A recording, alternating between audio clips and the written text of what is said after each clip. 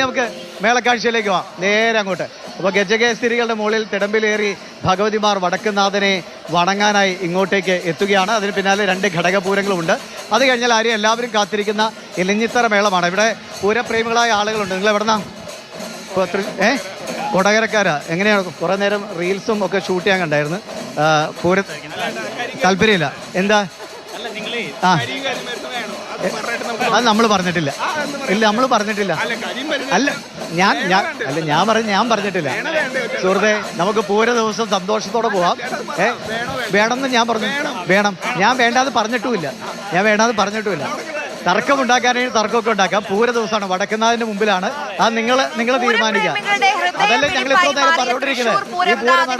പൂർണ്ണ ശോഭയിലേക്ക് എത്തുകയാണ്. കത്തുന്ന വെയിലിനെ പോലും വകവെക്കാതെ 10,000 ശക്തന്റെ മണ്ണിലേക്ക്, ശക്തന്റെ തട്ടകത്തിലേക്ക്, സാംസ്കാരിക തലസ്ഥാനത്തേക്ക്, തേക്കിൻകാട് മൈതാനത്തേക്ക് എത്തിക്കൊണ്ടിരിക്കുകയാണ്.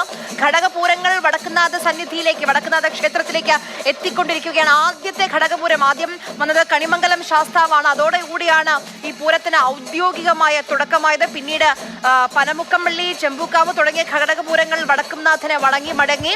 എന്നാലും ആനപ്രേമികളുടെ പ്രിയങ്കരനായ തെച്ചിക്കോട്ടുകാവ് രാമചന്ദ്രൻ, ചെമ്പുകാവ് ഭഗവതിയുടെ തിടമ്പേറ്റി എഴുന്നള്ളത് കാണാൻ വേണ്ടി തന്നെ 10,000 ആ പൂരനഗരിയിലേക്ക് എത്തിയിരുന്നു. ഇനി ഇതാ ഇപ്പോൾ മഠത്തിൽ വരവ് നടന്നുകൊണ്ടിരിക്കുകയാണ്. അത് കഴിഞ്ഞ് 2 മണിക്കാണ് ഇലഞ്ഞിത്തറ മേളം നടക്കുക. 5 മണിക്ക് തെക്കോട്ടിറക്കത്തിന് ശേഷമാണ് കുടമാറ്റം ഉണ്ടാവുക. മുണ്ടത്തിക്കോട് അപകടത്തിന്റെ പശ്ചാത്തലത്തിൽ, ആ സങ്കടത്തിൽ അതിനൊരു ആദരവായി ഇത്തവണ 15 മിനിറ്റ് മാത്രമാണ് ഈ കുടമാറ്റം നടക്കുക. വെടിക്കെട്ട് ഒഴിവാക്കിയാണ് ഇത്തവണത്തെ തൃശ്ശൂർ പൂരം. 11:30 കൂടി നടക്കുന്ന പ്രസിദ്ധമായ മഠത്തിൽ വരവ് പഞ്ചവാദ്യം, അതാണ് പൂരപ്രേമികൾ എല്ലാവരും കാത്തിരിക്കുന്നത്. 3 ആനകളും പഞ്ചവാദ്യവുമായാണ് തിരുവമ്പാടിയുടെ മഠത്തിൽ വരവ് പഞ്ചവാദ്യത്തിന്റെ തുടക്കം കുറിക്കുക. വാദ്യം കലാശിച്ച് സ്വരാജ് റൗണ്ടിലേക്ക് എത്തുമ്പോൾ ആനകളുടെ എണ്ണം 7 ആകുന്നു. 2:30 നായ്ക്കനാലിലാണ് സമാപനം ഉണ്ടാവുക. ഈ തിരുവമ്പാടിയുടെ ഈ വാദ്യ വിരുന്ന് കാണാൻ വേണ്ടി വലിയ ജനക്കൂട്ടമാണ് അവിടേക്ക് എത്തിക്കൊണ്ടിരിക്കുന്നത്.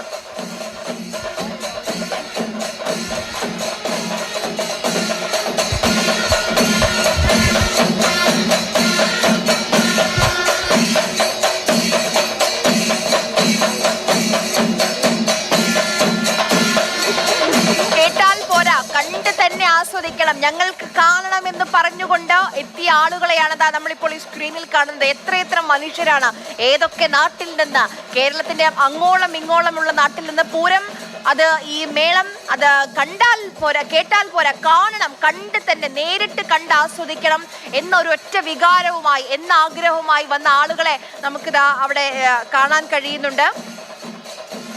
ഇപ്പോൾ തന്നെ പന്തലിന് ചുറ്റും ആളുകൾ തടിച്ചു കൂടിയിട്ടുണ്ട്.